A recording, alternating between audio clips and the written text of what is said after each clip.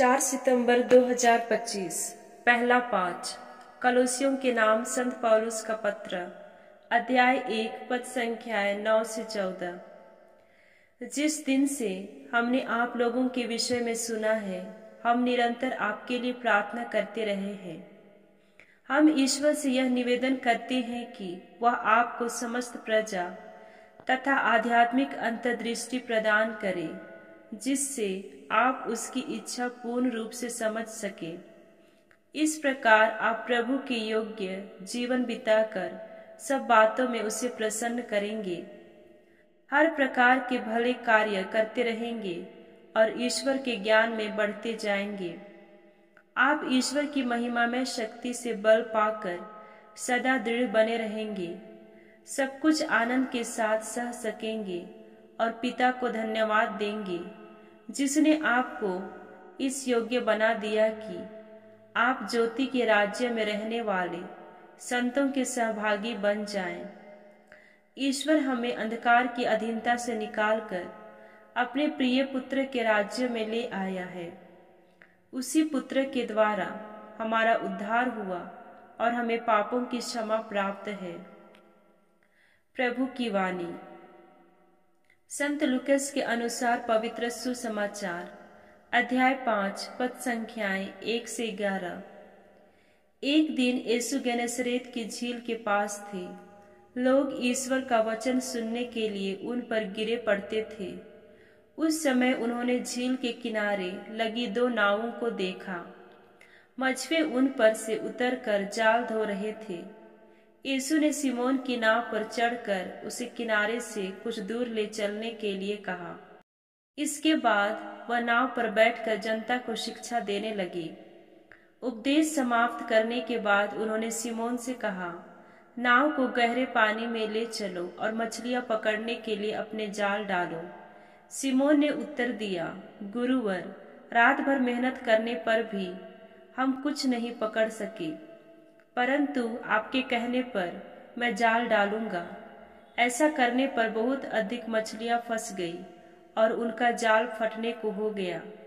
उन्होंने दूसरी नाव के साथ अपने साथियों की इशारा किया कि आकर हमारी मदद करो। वे आए और उन्होंने दोनों नावों को मछलियों से इतना भर लिया कि नावें डूबने को हो गई। यह देखकर सिमोन ने यीशु के चरणों पर गिरकर कहा, प्रभु, मेरे पास से चले जाइए, मैं तो पापी मनुष्य हूँ। मछलियों के जाल में फंसने के कारण वह और उसके साथी विस्मित हो गए। यही दशा याकूब और योहन की भी हुई। ये जबेदी के पुत्र और सिमोन के साझेदार थे। यीशु ने सिमोन से कहा, डरो मत, अब से तुम मनुष्यों को पकड़ा करोगे। वे नावों को किनारे लगाकर और सब कुछ छोड़कर यीशु के पीछे हो लिए। प्रभु का पवित्र सुसमाचार। मनन चिंतन। गहरी निराशा सिमोन के शब्दों में झलकती है।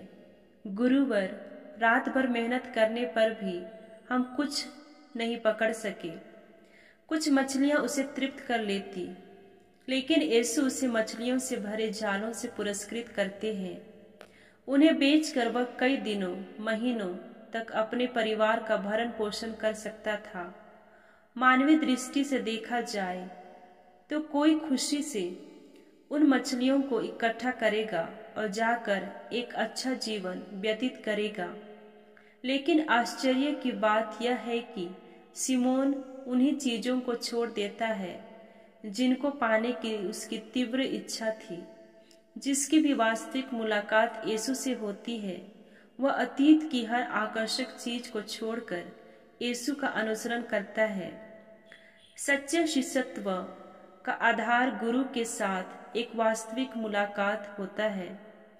उसके लिए गुरु ही सबसे बड़ा आकर्षण बन जाते हैं। अतीत के सभी आकर्षण लुप्त होते हैं। यही कारण है कि जक्कैयुस ने अपने द्वारा जमा की गई बड़ी संपत्ति को छोड़ दिया। यही कारण है कि लेवी ने चुंगी कार्यालय छोड़ दिया।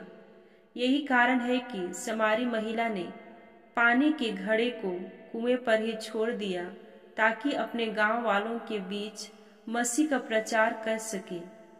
यही कारण है कि असीसी के संत फ्रांसिस ने नासरत के बढ़ई के पुत्र का अनुसरण करने के लिए अपने पिता के महल को छोड़ दिया।